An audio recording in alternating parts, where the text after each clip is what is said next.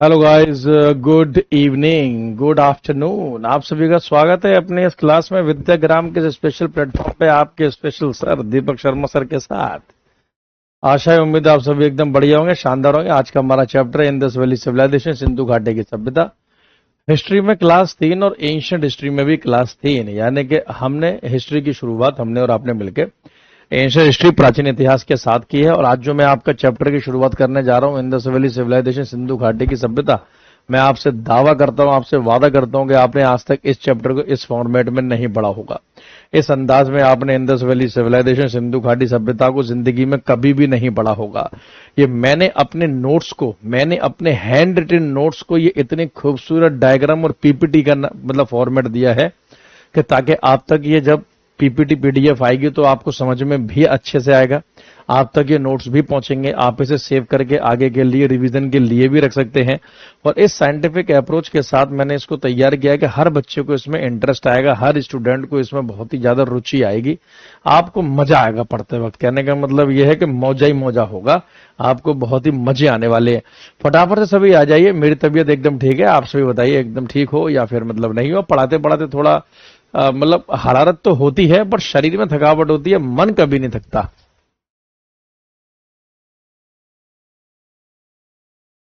Sir वाह Himanshu sir take history class in YouTube. अच्छा वाह, अच्छा हिमांशु सर हिस्ट्री क्लास क्यों ले रहे हैं यूट्यूब पे?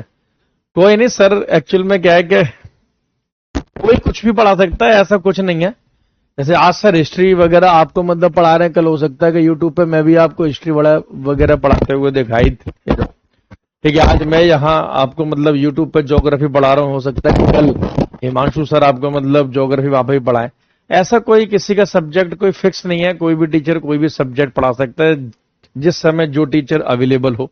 मैं अभी ज्योग्राफी के साथ बिजी था तो सर ने मतलब हिस्ट्री ले ली। आगे मतलब हो सकता है कि मैं इकोनॉमिक्स पॉलिटी ले लूं, सर ज्योग्राफी ले, कोई कैसे भी कर सकता है। आप तो सिर्फ मतलब पढ़ो। सर भी बहुत शानदार टीचर हैं, बहुत जानदार हैं, और सर बहुत अच्छा पढ़ाते हैं, पूरे मन से ही मतलब पढ़ाते हैं। ठीक है, आप उनसे भी मतलब पढ़िए, यहाँ पे भी पढ़िए, कोई दिक्कत नहीं है। ये मैं आपको रेलवे में पढ़ा रहा हूँ हिस्ट्री, हो सकता है कि शायद मतलब एसएससी में आपको हिस्ट्री हिमांशु सर के द्वारा पढ़ाई जाए, तो इतना परेशान नहीं आपको मतलब होना है। आप पढ़िए आराम से, विद्याग्राम पूरा एक है, ऐसा कुछ नहीं है। ठीक है, जितना मैं पढ़ा रहा हूं उतना एग्जाम के लिए आपके लिए काफी है। बाकी के जो क्वेश्चन मैं आपको यूट्यूब पे सॉल्व करा रहा हूं, चाहे वो एसएससी में हो या फिर रेलवे में हो, वो आपको अवश्य देखने हैं। ठीक है, हाँ। प्रियंका जी नहीं बेटा, यहाँ नहीं पढ़ाएंगे बेटा। हिस्ट्री खत्म होने में कितना टाइम लगेगा सतीश कुमार जी? देखो, हिस्ट्री एक ऐसा सब्जेक्ट है जिसके शुरू होने का समय तो है, लेकिन खत्म होने का समय नहीं होता है। ठीक है, हिस्ट्री खत्म होने में कितना भी टाइम ले सकती है, लेकिन फिर भी मैं कोशिश करूंगा कि रेलवे एग्जाम्स के हिसाब से मैं आपकी हिस्ट्री 30 क्लास के आसपास खत्म कर दूंगा। 30 क्लासेस, 30 लेक्चर्स, लगभग 50-55 मिनट के। ठीक है, 30 लेक्चर्स में आपके समाप्त करने की कोशिश करेंगे। एक दो ऊपर नीचे हो जाए तो कोई बात नहीं। चलिए, तो इसी बात पे हम इस चैप्टर की शुरुआत करते हैं। आपके इस चैप्टर का नाम है इंडस वैली सिविलाइजेशन, सिंधु घाटी की सभ्यता। सिंधु घाटी की सभ्यता को सबसे पहली बात तो आप पॉइंट ये याद कर लो कि प्राचीन भारत की पहली महान सभ्यता है, मतलब इंडिया में पहली सभ्यता है। सबसे पहले सिविलाइज्ड वे में अगर हमें कहीं देखने के लिए मिले तो हमें इंडस वैली सिविलाइजेशन ही मिलती है, सिंधु घाटी की सभ्यता ही मिलती है। ठीक है, तो हमें इंडस वैली सिविलाइजेशन यानी कि सिंधु घाटी सभ्यता ही देखने के लिए मिलती है, इतना आप समझ जाइएगा। ये अभी कुछ फीचर्स हैं, कुछ मतलब विशेषताएं हैं जो मैं अभी आगे आपको एक्सप्लेन करूंगा। ये तो मैंने सिर्फ एक स्लाइड बनाई है आपको मतलब थोड़ा रोचक करने के लिए। जैसे ये एक अर्बन सिविलाइजेशन, एक शहरी सभ्यता रही है, प्लांट सिटी रहे हैं। ठीक है, यानी कि न्यूजेस शहर इसमें मिले हैं, पक्की ईंटों के हमें इसमें मकान मिले हैं। तो मेरी पीडीएफ तो क्लास खत्म होते ही अपलोड हो जाती है। जैसे आज खत्म होगी तो आज रात में अपलोड हो जाएगी, है ना। कल मैं तो क्लास से पहले भी अपलोड करवा दूं, लेकिन क्लास से पहले फिर क्या क्या जो एक्सप्लेन करूंगा वो नहीं होगा ना उसमें, इसलिए मेरे बच्चे व्यापार और वाणिज्य में विश्वास रखते थे। इनकी लिपि मिली है जो अभी तक पढ़ी नहीं गई है, इनकी स्क्रिप्ट। इनका ये व्यापारी लोग थे, कुशल थे, स्किल्ड थे, इनमें योग्य थे, ठीक है, इनमें कुछ स्थल मिले हैं और ये इनका समय है। तो इंडस वैली सिविलाइजेशन, सिंधु घाटी की सभ्यता हमारी गौरवशाली और प्राचीन विरासत। देखा, टैगलाइन भी हम लोगों ने ऐड किया आपके लिए। इंडस वैली सिविलाइजेशन को इंडस वैली सिविलाइजेशन इसलिए कहा जाता है क्योंकि ये इंडस रिवर सिंधु नदी के एरिया में मिली है। पहले तो आप ये देख लो, ये इंडस रिवर सिंधु नदी के क्षेत्र में मिली है, इसलिए इसे इंडस वैली सिविलाइजेशन कहा गया। अभी अगर यही गंगा नदी के एरिया में मिलती तो हम इसे गंगा घाटी की सभ्यता कहते। ब्रह्मपुत्र में मिलती तो ब्रह्मपुत्र घाटी की सभ्यता कहते। मैक्सिमम जो पार्ट है, मैक्सिमम जो पोर्शन है वो सिंधु घाटी सभ्यता का आपका जो हमें मिला है वो इंडस रिवर सिंधु नदी के क्षेत्र में मिला है, इसलिए इसे इंडस वैली सिविलाइजेशन कहते हैं। ठीक है, इसके बारे में एक इंफॉर्मेशन लिख लो, सेकंड ओल्डेस्ट सिविलाइजेशन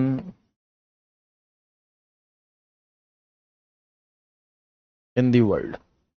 संसार की दूसरी सबसे प्राचीन सभ्यता है ये।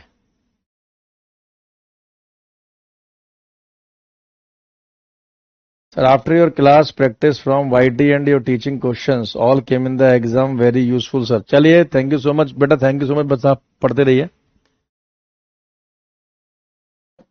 साथ साथ में लिखने की भी कोशिश करो। संसार की दूसरी सबसे प्राचीन सभ्यता, संसार की दूसरी सबसे प्राचीन सभ्यता। दूसरी है, पहली मेसोपोटामिया की सभ्यता है, मेसोपोटामियन सिविलाइजेशन है, जो मैंने आपको ज्योग्राफी में भी बताया होगा, ये याद रखना। अच्छा, पहली कौन सी है? अच्छा, ये भी यहीं पूछ लिया, नालायकों, कुछ याद मत कर लेना। फर्स्ट अगर देखी जाए कि सबसे पुरानी कौन सी है, पहली कौन सी है, तो आंसर होगा मेसोपोटामिया।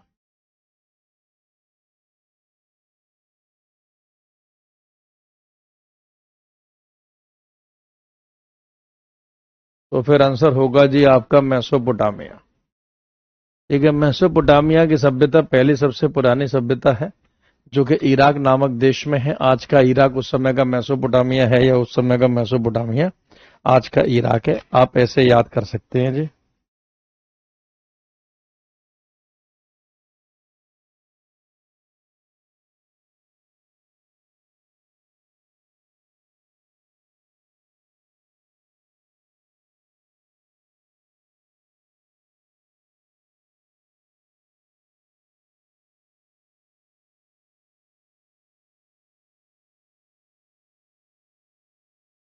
ठीक है, सिंधु घाटी क्षेत्र में फैली इसलिए सिंधु घाटी की सभ्यता है।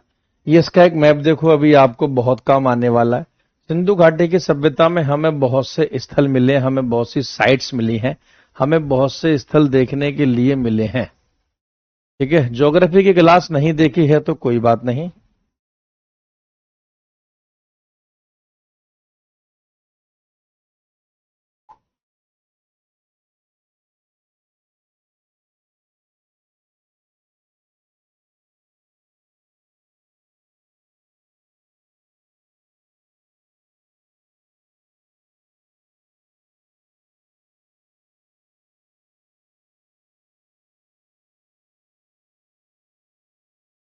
जैसे कि आप देखोगे, ये देखो, ये लिखा है मोहनजोदारो, ये लिखा है हड़प्पा।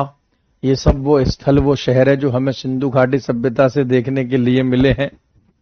ये धौलावीरा, ये कालीबंगन, ये राखीगढ़ी, ये मांडा, ऐसे, ये सुतका गैंडोर, सुतका गैंडोर, कुछ और मत लिख लेना, सुतका गैंडोर ही लिखना। ठीक है, ऐसे हमें स्थल देखने के लिए मिले सिंधु घाटी सभ्यता में।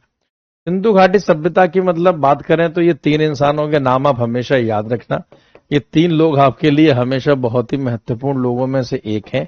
जैसे सबसे पहले आप व्यक्ति, अगर पहले मैं सिंधु घाटी सभ्यता के फेस की बात करूं, चरणों की बात करूं, तो सिंधु घाटी सभ्यता में जो फेज है, जो है आपकी चरण, वो पहले एक अर्ली हड़प्पा फेज है, यानी कि प्रारंभिक हड़प्पा एक दौर आता है। इसमें क्या है, सिंधु घाटी सभ्यता लगभग 3300 से लेकर 2600 ईसा पूर्व बीसी तक मानी जाती है। मैच्योर हड़प्पा यानी कि जब हड़प्पा की सभ्यता अपने पीक पर थी, चरम पर थी, परिपक्व थी, ये माना जाता है 2600 से लेकर 1900 बीसी यानी ईसा पूर्व के बीच में। लेट हड़प्पा यानी उत्तर हड़प्पा जिस समय हड़प्पा अपने अंत की ओर थी या अंत हो चुका था लगभग, वो 1900 से लेके 1300 बीसी यानी कि ईसा पूर्व तक मानी जाती है। ठीक है, लेकिन मैं आपको यह एग्जैक्ट टाइम बताऊंगा। अगर सिंधु घाटी सभ्यता का आपको एग्जामिनेशन पॉइंट ऑफ व्यू से टाइम या समय पूछा जाए तो आपको क्या समय बताना है, तो आज के बाद एक तो हम सिंधु घाटी सभ्यता को आईवीसी लिखेंगे। आईवीसी बोले तो इंडस वैली सिविलाइजेशन यानी कि सिंधु घाटी की सभ्यता।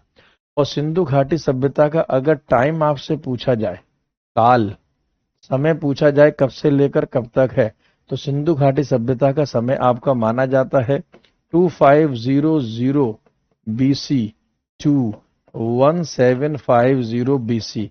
ये इसका एग्जैक्ट वो टाइम है जब सिंधु घाटी सभ्यता में बहुत ज्यादा एक्टिविटी यानी कि गतिविधि देखने के लिए मिली। तो आप मतलब सिंधु घाटी सभ्यता का समय याद करो 2500 ईसा पूर्व से लेकर आप 1750 ईसा पूर्व तक। ठीक है, आपको फोन नंबर चेंज करना है दीपक कुमार जी। आप अपना नंबर लिखो जरा, अभी रुको, मैं अभी स्टाफ को भेजता हूं, कोई नहीं। हाँ, आप अपना नंबर लिखो, आपका कमेंट और नंबर सिर्फ मैं ही देख पाऊंगा, स्टाफ नहीं देख पाएगा। फटाफट लिखो जल्दी से। वैसे मैं ये प्रॉब्लम वगैरह सॉल्व नहीं करता हूं, बट कोई नहीं, मैंने आपका कमेंट यूट्यूब पर भी देखा था, आप काफी परेशान लग रहे हैं। दीपक कुमार के नाम से ही है ना जी आपका एडमिशन? दीपक कुमार, फटाफट बेटा मोबाइल नंबर बताओ जरा जल्दी। ओके, मैं नंबर बोलूंगा नहीं और चिंता मत करो, आपका नंबर लीक नहीं होगा, हमारे पास बहुत ही सेफ है।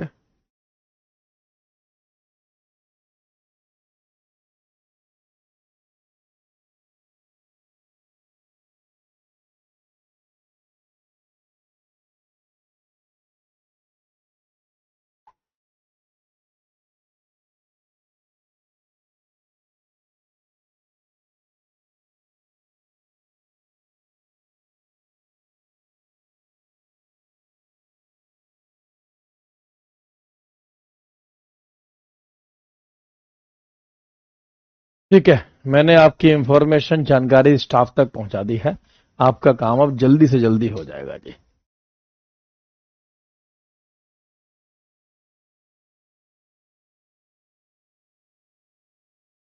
ओके,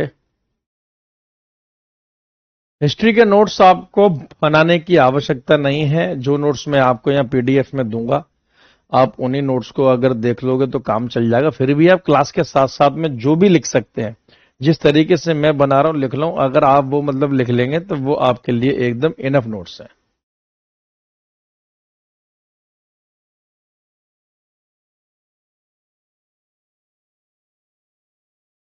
हिमांशु लिखता है 032 तमाम 036 यही नंबर है। अरे नहीं बेटा, नहीं, ये नंबर नहीं है, नालायक।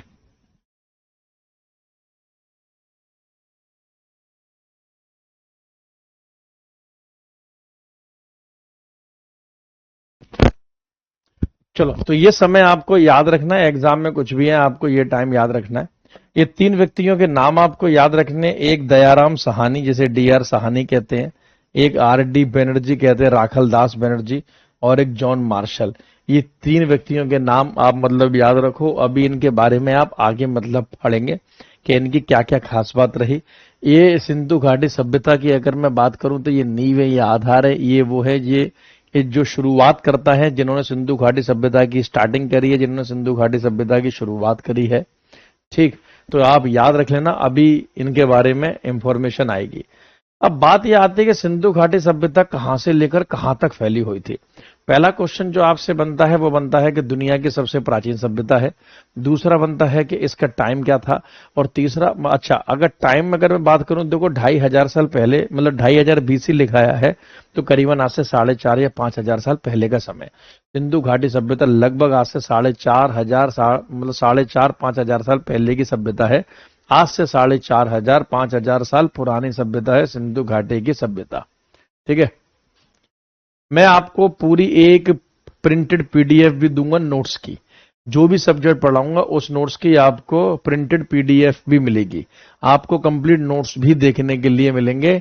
आप उसमें परेशान मत होइए, मैं आपको एक सैंपल दिखा देता हूं, ऐसा नहीं है कि आपके नोट्स के लिए काम नहीं चल रहा है। ठीक है, मैं जो क्लास में पढ़ा रहा हूं वो तो आपको मिलेगा ही, और बाकी आपको मेरे प्रिंटेड नोट्स भी देखने के लिए मिलेंगे। ठीक है, वो बेटा दीपक कुमार आपके पास कॉल आ जाएगा, आप टेंशन मत लो, आपके पास बेटे कॉल आ जाएगा मेरे बच्चे, और जब आपके पास कॉल आएगा तो आप उसी हिसाब से बात कर लेना।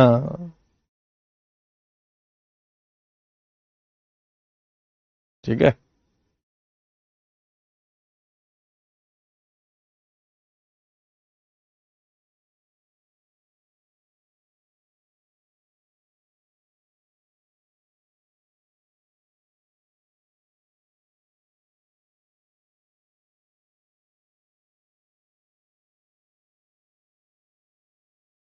देखो प्रिंटेड नोट्स आपको एक शॉर्ट फॉर्मेट में मैं अपने द्वारा प्रदान करूंगा, ताकि आपको सब कुछ समझ में आ जाएगा कि वो नोट्स आपके कैसे रहने वाले हैं।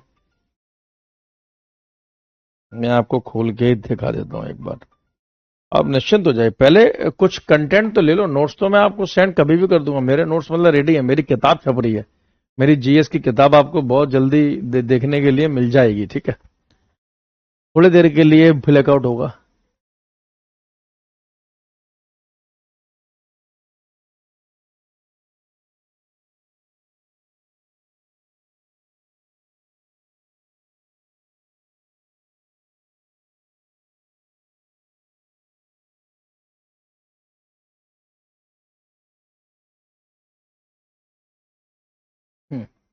देखो जी, आप इस नोट्स को देख सकते हैं।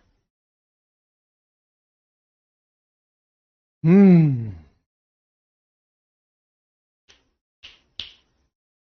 आओ ले चलता हूं जी आपको वहां जहां आप बहुत पहले से जाना चाहते थे। जैसे सपोज करो आपने मेरी क्लास कर ली, और क्लास करने के बाद आप कुछ मटेरियल तलाश रहे हैं, तो आपको इस हिसाब से फॉर्मेट मिलेगा। ये देखो, ये एंशिएंट हिस्ट्री है, ये प्राचीन इतिहास है, और ये प्राचीन इतिहास में आप देख सकते हैं कि ये पूरा, जैसे मैंने आपको स्टोन एज पढ़ाया, मध्य पाषाण, नव पाषाण, पुरा पाषाण काल। ठीक है, इसमें एक मैंने छोटा सा इंट्रो दिया अपने प्रिंटेड नोट्स में आप सभी के लिए। ठीक है, तो प्रिंटेड नोट्स में आपको एक इंफॉर्मेशन मतलब दी गई है। ठीक, आप इसे देख सकते हैं। पैलियोलिथिक, मीजोलिथिक, इनके बारे में सब कुछ मैंने आपको बताया, नवपाषाण काल। तो जब आप वो चैप्टर पढ़ने के बाद जब इसे पढ़ोगे समझ में आएगा। फिर देखो ये इंडस वैली सिविलाइजेशन, सिंधु घाटी की सभ्यता के बारे में आपके पास जानकारी, जो कुछ भी मैं मतलब पढ़ाऊंगा तो फिर आपको ये समझ में आने लग जाएगा। ठीक है, ये देखो हड़प्पा, मोहनजोदड़ो, ठीक है, ये लोथल, ये शॉर्ट नोट्स हैं जी आपके लिए। आप देखो ये पूरे प्रिंटेड फॉर्मेट में है, इंग्लिश और हिंदी दोनों में। फिर आपका वैदिक काल शुरू हो जाएगा। तो इस प्रकार के नोट्स भी आपके लिए मैं अपलोड करवाऊंगा। Sir unbelievable, thank you sir, we did not expect this PDF that you will be provided for us, thank you for taking care. अरे कोई बात नहीं, ये एकदम आपके बैच में ही अपलोड करवा दूंगा। फिर ये एक ऐसा हर चीज, मैं अपने नोट्स वगैरह का भी सेल नहीं करता हूँ, भेजता नहीं हूँ, बच्चों को ही देता हूँ। ठीक है, चलो। तो सिंधु घाटी की सभ्यता का जरा एक्सटेंशन देखते हैं, विस्तार देखते हैं। सिंधु घाटी सभ्यता आपकी कहां से लेकर कहां तक फैली हुई थी, अगर ऐसा क्वेश्चन आपसे मतलब पूछा जाता है कि सिंधु घाटी की, तो कितना काम करा गया आप देखो, ताकि आपको याद रहे, आपको लिए रोचक बने। तो नॉर्थ में सिंधु घाटी की सभ्यता यानी कि उत्तर में मांडा तक फैली हुई थी। कहां तक फैली हुई थी? मांडा तक। मांडा नामक स्थान सिंधु घाटी सभ्यता का नॉर्थ था। इसके बाद सिंधु घाटी की सभ्यता का अंत था, इसके ऊपर सिंधु घाटी की सभ्यता नहीं थी। मांडा बोले तो आज के समय में जी एंड के जम्मू एंड कश्मीर में एक स्थान है, जी एंड के जम्मू कश्मीर में एक स्थान है आज के समय में। अगर ईस्ट में देखें यानी कि पूरब में बात करें, तो सिंधु घाटी की सभ्यता आलमगीर तक फैली हुई थी, ईस्ट में, पूरब में। आलमगीर तक फैली हुई थी। आलमगीर बोले तो आज के यूपी उत्तर प्रदेश में है और ये हिंडन नदी के किनारे है। अभी हम आगे इसके बारे में सब कुछ पढ़ेंगे। अभी आप सिर्फ इतना याद रखोगे, नॉर्थ में सिंधु घाटी की सभ्यता मांडा तक थी और ईस्ट में पूर्व में आलमगीरपुर तक थी। ठीक, एआर पब्लिकेशन पर ही मिलेगी क्या? हाँ, जहां तक है आपको किताब एआर पब्लिकेशन पर ही मिलेगी मेरी। साउथ में, दक्षिण में दायमाबाद तक ये सभ्यता फैली हुई थी। दायमाबाद तक, दायमाबाद बोले तो यानी कि महाराष्ट्र में है आज के समय में। ठीक है, ये यानी कि साउथ में जाके सिंधु घाटी सभ्यता एंड थी, दायमाबाद पर, इसके नीचे नहीं थी। ठीक है, बहुत बढ़िया देवेश। और वेस्ट में यानी कि पश्चिम में सिंधु घाटी की सभ्यता सुतका गैंडोर तक फैली हुई थी। सुतका गैंडोर आज के समय में बलूचिस्तान यानी कि पाकिस्तान में है, तो ये पाकिस्तान तक फैली हुई थी। ठीक है, ये सिंधु घाटी सभ्यता का आपको एक्सटेंशन यानी कि विस्तार देखने के लिए मिलता है। इस प्रकार से हम सिंधु घाटी सभ्यता का एक्सटेंशन देखते हैं, हम विस्तार देखते हैं कि सिंधु घाटी सभ्यता पूरब से पश्चिम और उत्तर से दक्षिण कहां से लेकर कहां तक फैली हुई थी, तो वो ऐसे ही फैली हुई थी। तो ये उसके लास्ट पॉइंट्स हैं, आप बिल्कुल याद रखना, ये एक्सट्रीम पॉइंट्स हैं सिंधु घाटी सभ्यता के कि कहां से कहां तक फैली हुई थी। लेकिन इसी कहानी में मैं लेकर आता हूं आपके लिए छोटा सा ट्विस्ट। वो छोटा सा ट्विस्ट क्या है? जैसे कि सपोज करो, मान लो हम सिंधु घाटी सभ्यता को ही तो पढ़ रहे हैं। ये सिंधु घाटी सभ्यता का नॉर्थ, ये साउथ, ये वेस्ट और ये ईस्ट। अरे यही तो देख रहे हैं बालकों, हैं?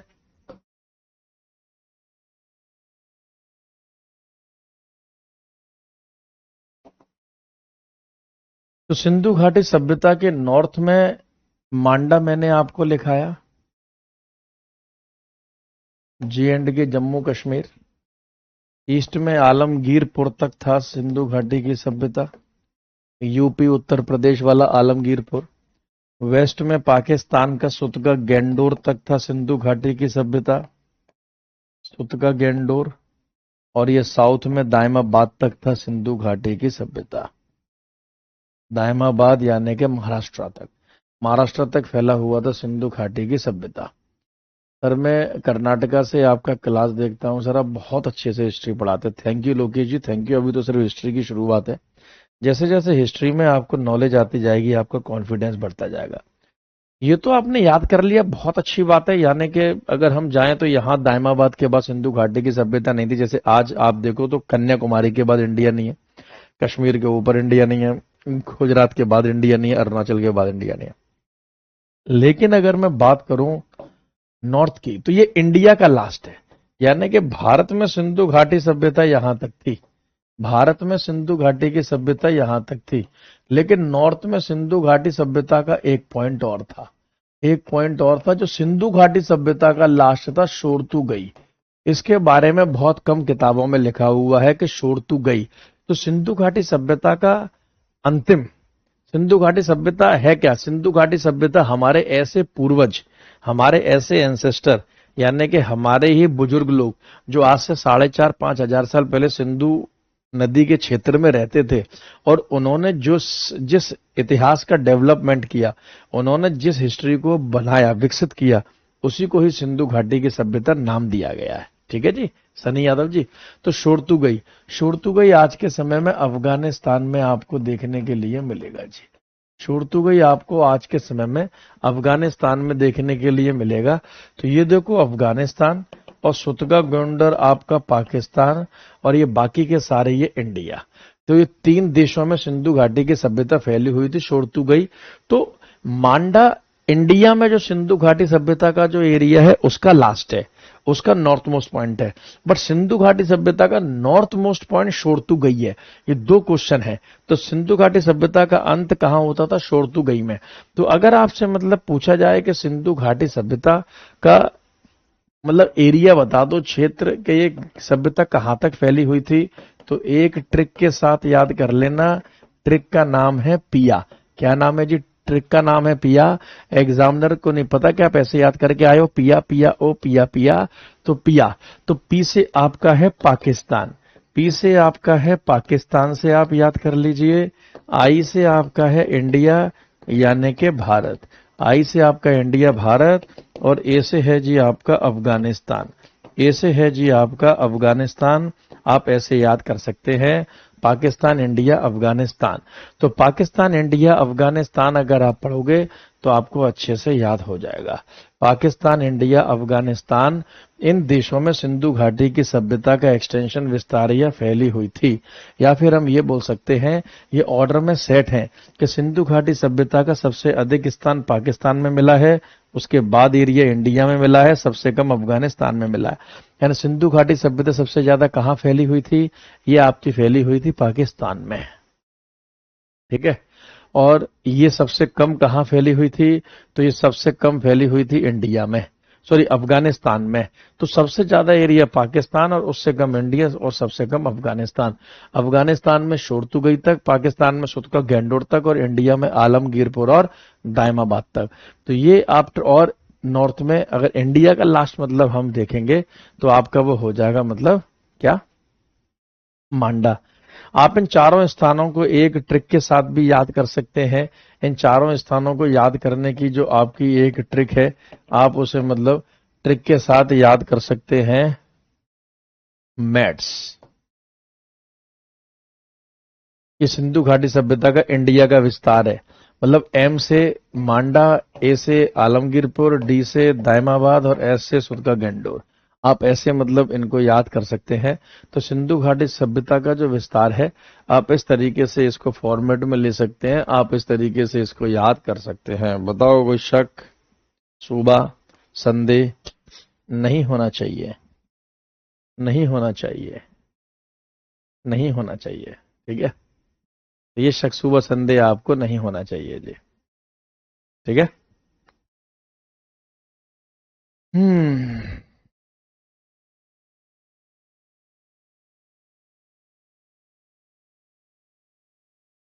तो आप सिंधु घाटी सभ्यता के एक्सटेंशन को, विस्तार को ट्रिक के साथ याद कर सकते हैं।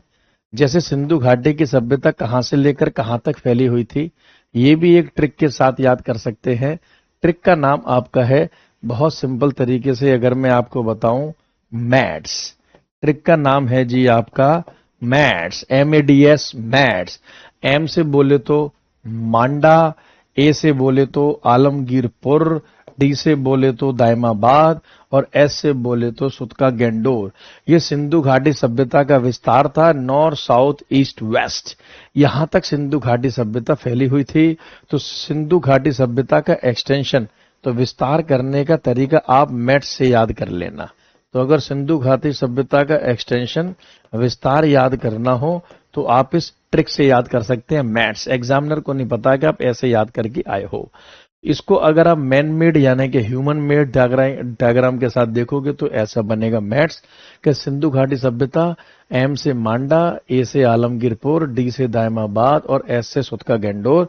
इस मैट्स की एक और खास बात है कि ये क्लॉक वाइज मैनर में लिखा हुआ है। जैसे हमारी चलती है घड़ी, जैसे चलती है क्लॉक, तो हमने इसे क्लॉक वाइज मैनर में लिखा है इस मैट्स को। तो मैट्स को हमने क्लॉक वाइज मैनर में तैयार किया है, क्लॉकवाइज, जैसे चलती है जी हमारी घड़ी, वैसे ही हमने इसको तैयार किया है। और ये अगर मैं आपको बात बताऊं कि सिंधु घाटी सभ्यता कहां से कहां तक फैली हुई थी, तो इसकी भी एक ट्रिक है। अगर देश पूछे जाए तो सिंधु घाटी की सभ्यता 3 देशों में यानी 3 कंट्रीज में थी, जिसका नाम है जी पिया। ट्रिक का नाम है पिया। पी से पाकिस्तान, आई से इंडिया, ए से अफगानिस्तान।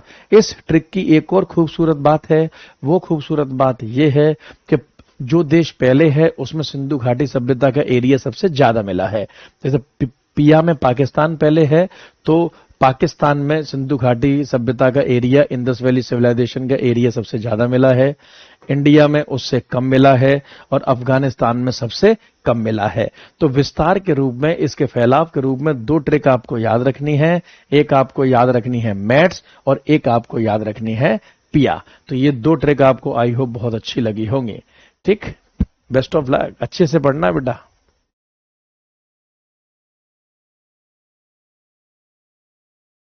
एक सेकंड देना जरा मेरे को।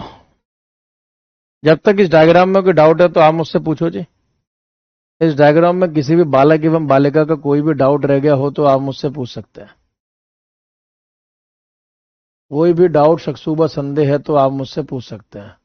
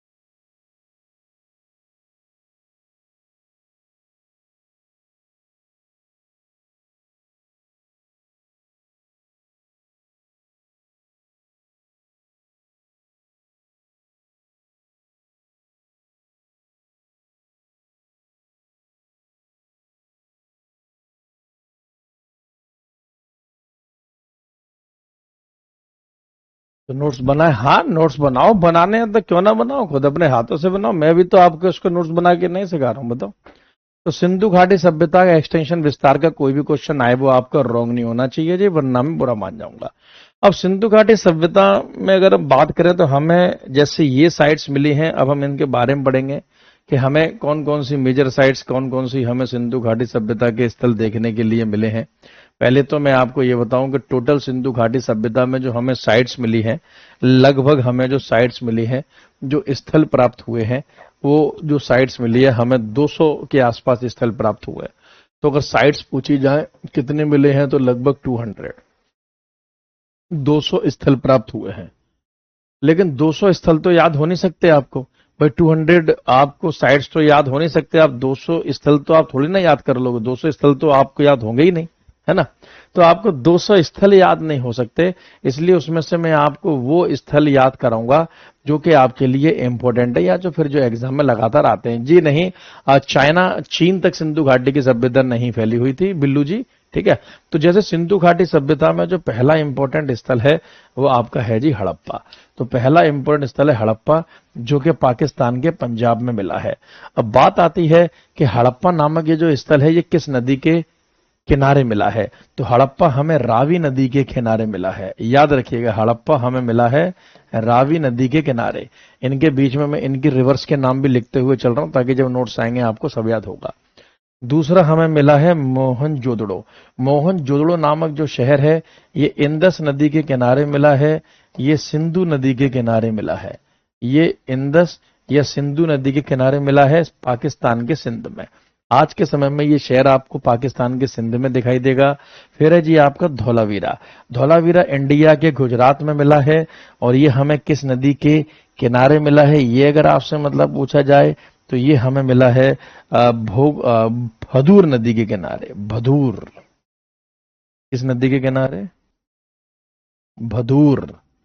लोथल, लोथल नामक जो शहर है ये भी गुजरात इंडिया से ही मिला है। ये हमें भोगवा नदी के किनारे मिला है। ये हमें भोगवा नदी के किनारे मिला है। ये भोगवा नदी के किनारे मिला है। तो हड़प्पा आपका रावी, मोहनजोदारो इंदस, धौलावीरा भदूर, और लोथल आपका भोगवा नदी के किनारे। इन शहरों को जी मैं आपको मैप पे दिखाता हूं, तब आपको और आनंद और ज्ञान दोनों की प्राप्ति होगी। अब थोड़ा ये डायग्राम मैं आपको जूम करके दिखाऊंगा ताकि जो शहरों के नाम आपके सामने आए वो आपको एकदम क्लियर कट मतलब दिखाई दे। तो अगर मैं ये डायग्राम आपको दिखाऊं, जो कि मैं दिखाऊंगा ही, जाहिर सी बात है बिना दिखाए कैसे काम चलेगा, है ना। तो आप ध्यान से देखो जी, इसमें ये हड़प्पा शहर, हड़प्पा शहर हमें रावी नदी के किनारे मिला है। ये इसके नीचे मोहनजोदारो शहर जो हमें इंदस यानी कि सिंधु नदी के किनारे मिला है। ये देखो, ये हमें इंदस सिंधु नदी के किनारे मिला है। ये लोथल शहर मिला है, मैप में देखो, ये लोथल हमें भोगवा नदी के किनारे मिला है, भोगवा। और ये धौलावीरा हमें भदूर नदी के किनारे मिला है, भदूर। और भी कोई शहर आया था क्या इसमें? जी नहीं, ये 4 शहर आए थे। चारों शहर मैंने आपको मैप पे मार्क करके दिखा दिए हैं, अच्छे से क्लियर से सब कुछ माइंड में। हिस्ट्री का सबसे अच्छा पार्ट यही है कि हिस्ट्री कितना भी लंबा विषय है, अगर आप समझते हुए चलो तो सारे टॉपिक एक दूसरे से इंटरलिंक है लगभग। जैसे पूरा एंशिएंट आप अगर समझ के चलेंगे तो पिछला चैप्टर अगले से थोड़ा बहुत लिंक होगा, ठीक है, उसका लिंकेज आपको मतलब वहां पर मिलेगा। तो अब अगर आप अच्छे से पढ़ेंगे तो आपको पूरा समझ में आएगा, नहीं अच्छे से पढ़ेंगे तो नहीं समझ में आएगा, तो कनेक्शन बनना शुरू हो जाएगा। हिस्ट्री का मतलब ही स्टोरी है, तो हमारे पूर्वजों की स्टोरी है कि कोई रावी नदी के किनारे रहता था, कोई पूर्वज हमारा कहीं रहता था, कोई पूर्वज हमारा कहीं रहता था। तो इस तरीके से आपको देखने के लिए मिल सकते हैं, ठीक है।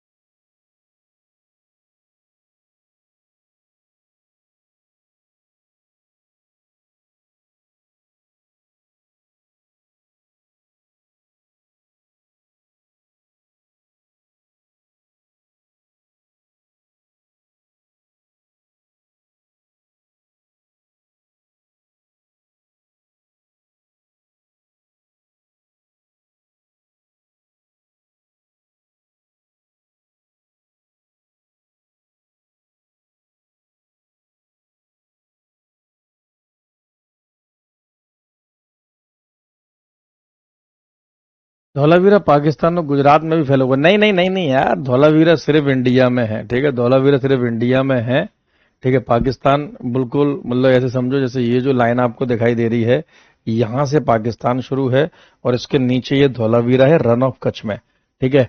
कच्छ के रन वाला जो क्षेत्र है वो सिर्फ मैप में कुछ भी दिखाए, जो आपके सर कह रहे हैं वो विश्वास करो, अंधविश्वास करो, अंधविश्वास विश्वास मानो, मैं आपको अंधा साबित नहीं होने दूंगा, मजा आ जाएगा आपको। और एक्सटेंशन की बात करें तो और भी शहर हमें सिंधु घाटी सभ्यता में देखने के लिए मिले हैं, और ये जो हमें शहर मिले हैं, जैसे एक शहर हमें मिला है कालीबंगन। कालीबंगन जो आपका मतलब शहर है कालीबंगा या कालीबंगन, ये इंडिया के राजस्थान से मिला है, आज के समय में इंडिया के राजस्थान में है। और ये शहर हमें घग्गर नदी के किनारे मिला है, ये घग्गर नदी के किनारे मिला है। राखीगढ़ी नामक शहर भी हमें सेम घग्गर नदी के किनारे मिला है, लेकिन ये हरियाणा से मिला है। बनवाली भी घग्गर नदी के किनारे मिला है, लेकिन हरियाणा से मिला है। तो राखीगढ़ी और बनावली जो शहर है बनवाली, ये आपके कहां से हैं? ये आपके हरियाणा से हैं। और ये तीनों, लेकिन ये जो आपके शहर हैं ये घग्गर नदी के किनारे ही हैं। तीनों शहर आपको घग्गर नदी के किनारे ही मिलेंगे, तो ये अच्छी बात है कि तीनों घग्गर नदी के किनारे हैं।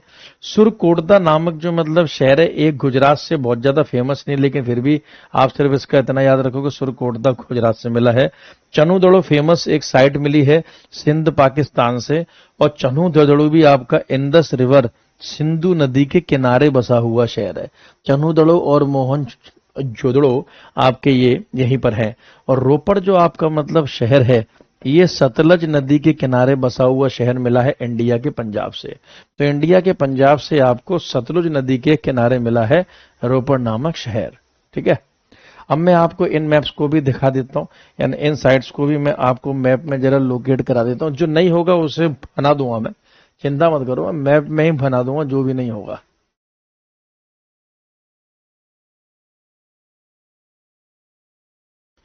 देखो जी, आप जब ये मैप ध्यान से देखोगे तो आप इस मैप में बहुत कुछ पाओगे।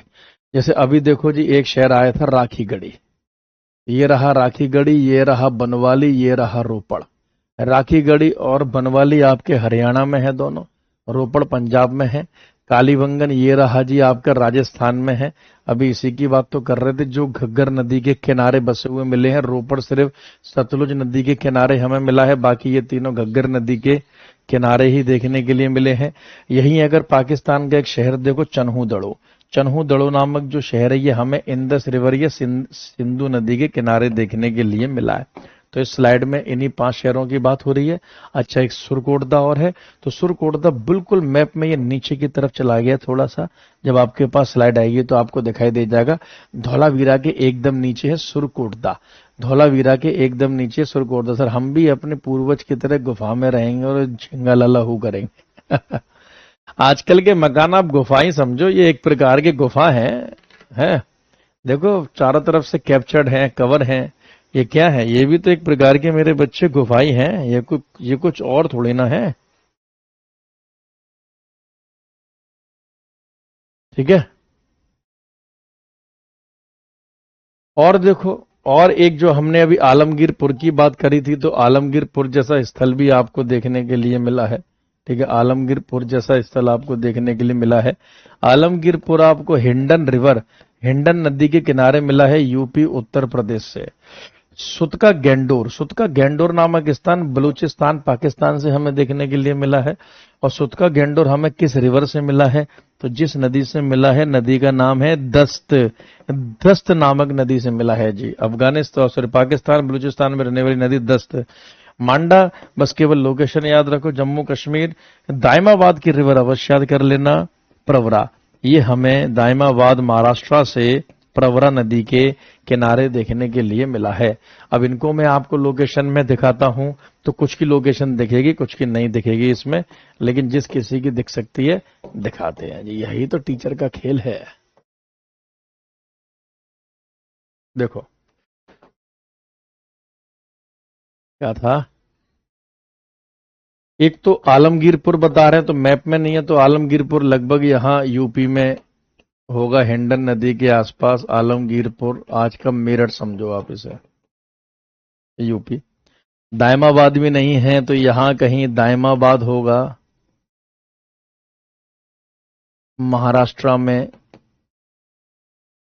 सुतका गेंडोर मैप में है तो यहीं दिखा दूंगा, ये रहा जी सुतका गेंडोर, दस्त नदी के किनारे, दस्त रिवर के आसपास ही हमें देखने के लिए मिला है।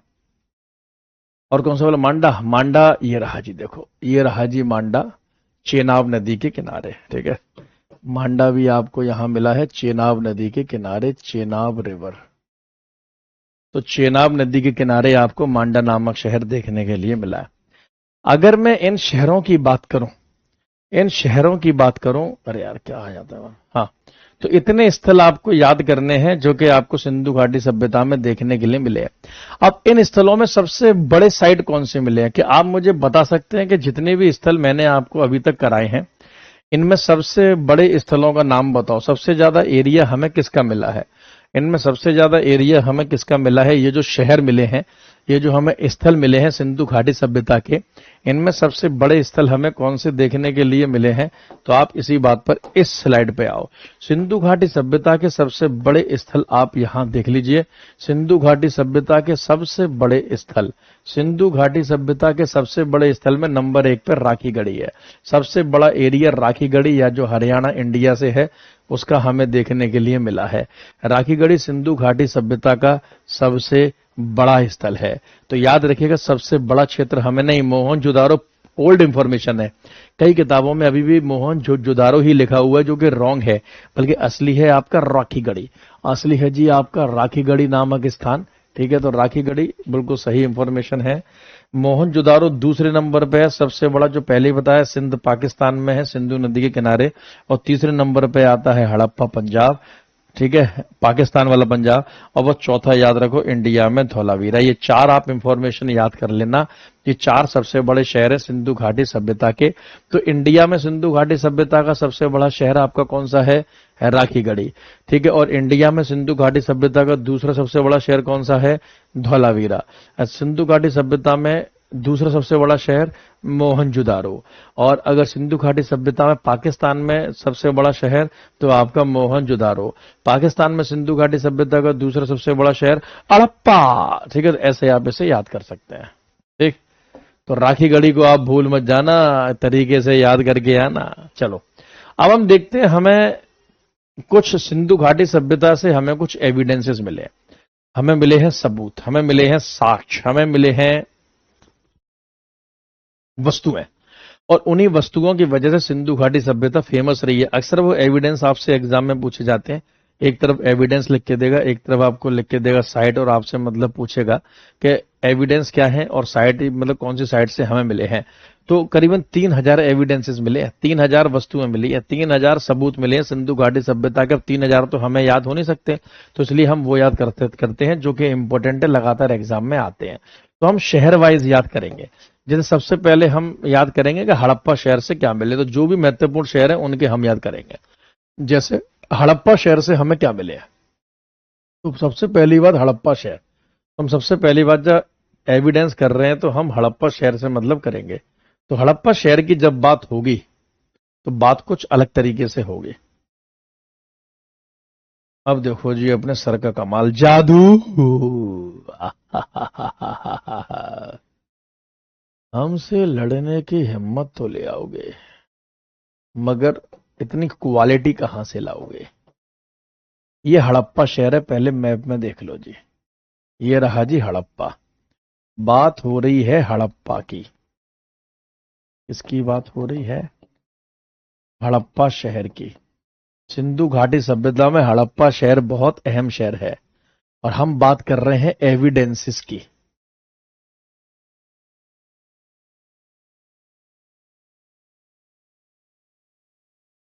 एविडेंसेस, वस्तु, सबूत, साक्ष्य, कुछ भी लिख सकते हैं जी आप। सिंधु घाटी सभ्यता में लगभग 3000 एविडेंसेस मिले हैं। हाँ, आज भी देखने को मिल जाएंगे ये सब, बिल्कुल जो कुछ भी मैं आपको यहां लिखाऊंगा। और इनमें से सबसे पहला जो शहर जो आपको याद करना है वो याद करना है हड़प्पा।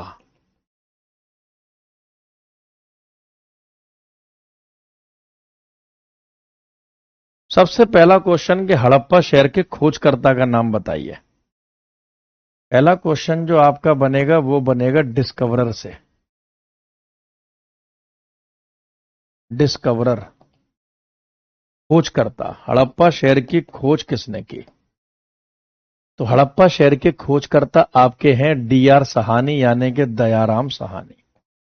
एग्जाम तक डीआर ही याद रह जाए यही बहुत है, तो पूरा नाम अगर नाम ना भी रहे तो कोई बात नहीं, डीआर शॉर्ट में याद कर लेना, दयाराम साहनी। हड़प्पा शहर की खोज किस साल की गई? तो 1921 में की गई। 1921 में हड़प्पा सभ्यता की मतलब खोज की गई, हड़प्पा सिविलाइजेशन की, हड़प्पा शहर की खोज की गई दयाराम साहनी के द्वारा। किसके द्वारा बेटा? दयाराम साहनी के द्वारा। और हड़प्पा सभ्यता ये फर्स्ट साइट थी, first city which was discovered in this civilisation. मैंने अभी कहा था ना आगे के दयाराम साहनी के हम नाम को इस्तेमाल करेंगे, आगे इसे यहीं करेंगे। पहला शहर जो खोजा गया, पहला शहर जो इस सभ्यता में खोजा गया, पहला शहर जो इस सभ्यता में खोजा गया। इसीलिए इंडस वैली सिविलाइजेशन, सिंधु घाटी की सभ्यता को हम हड़प्पा की सभ्यता भी कहते हैं। This civilisation was also called as the Harappan civilisation. इस सभ्यता को हड़प्पा की सभ्यता भी कहा गया है। तो याद रखिएगा, इस सभ्यता को हड़प्पा की सभ्यता भी कहा गया है क्योंकि ये पहला शहर था जिसे मतलब खोजा गया। ठीक है, अब देखते हैं हड़प्पा के एविडेंसेस जो हमें क्या क्या प्राप्त हुए हैं। तो अगर हम हड़प्पा के एविडेंसेस की बात करें तो हड़प्पा में हमें कुछ कब्रें मिली हैं, सिमेट्री मिली है, कब्रिस्तान मिला है।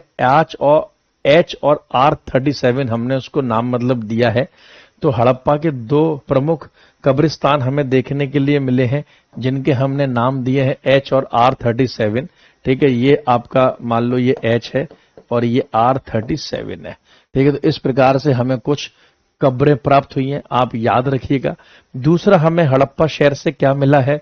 तो हमें कॉफिन ब्यूरियल मिला है, यानी कि ताबूत नुमा दफन मिला है।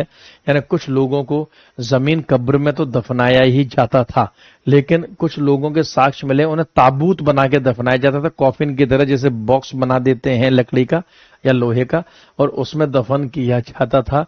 ठीक है, तो ताबूत नुमा मिला है। तीसरा हमें यहाँ पे ग्रेनरी मिली है, आउटसाइड किले के बाहर एक अन्नागार मिला है।